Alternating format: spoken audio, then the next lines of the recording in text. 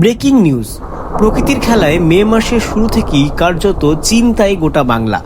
একদিকে উত্তরবঙ্গের পাহাড়ি অঞ্চলের অঝোর ধরায় বৃষ্টির দাপট, অন্যদিকে দক্ষিণবঙ্গের জেলাগুলিতে ভ্যাপসা গরম আর অস্বস্তিকর আর্দ্রতার লড়াই। আবহাওয়া দপ্তর যে নতুন সতর্কবার্তা জারি করেছে তাতে নতুন করে আতঙ্ক ছড়িয়েছে সাধারণ মানুষের মনে। আগামী 24 ঘন্টায় ঠিক কী ঘটতে চলেছে আপনার এলাকায়, আজ আপনাদের জানাবো এমন কিছু তথ্য যা এই দুর্যোগের দিনে সুরক্ষা কবচ হিসেবে কাজ করবে।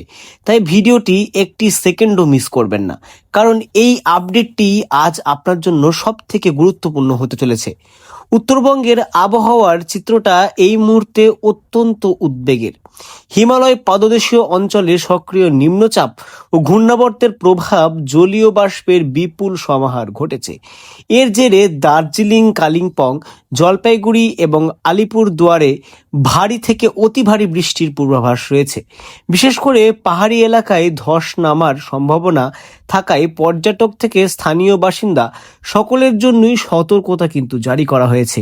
এছাড়াও মালদহ ও 2 দিনাজপুরে বজ্রপাত সহ হালকা থেকে মাঝারি বৃষ্টির কিন্তু দাপট থাকবে।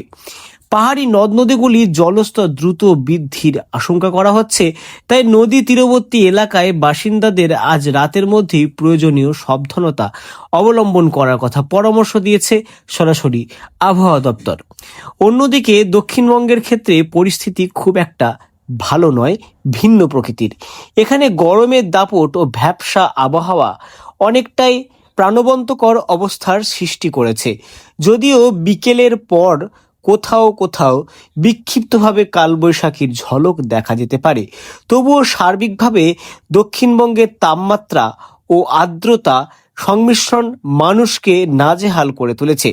উত্তর ও দক্ষিণ 24 পরগনা, কলকাতা, হুগলি ও মেদিনীপুরের মতো জেলাগুলিতে ভ্যাপসা গরম থাকলেও দুপুরের পর হঠাৎ আকাশ মেঘলা হয়ে বজ্রবিদ্যুৎ সহ বৃষ্টির সম্ভাবনা রয়েছে। তবে এই বৃষ্টি স্বস্তি দিলেও আর্দ্রতাজনিত অস্বস্তি কাটাতে আরও কিছুটা সময় লাগবে বলে জানিয়েছে হাওয়া অফিস।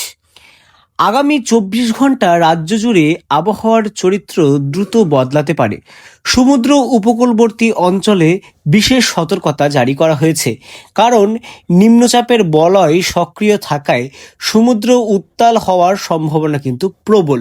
মৎস্যজীবীদের পরবর্তী নির্দেশ না আসা পর্যন্ত গভীর সমুদ্রে যেতে কঠোরভাবে নিষেধ করা হয়েছে।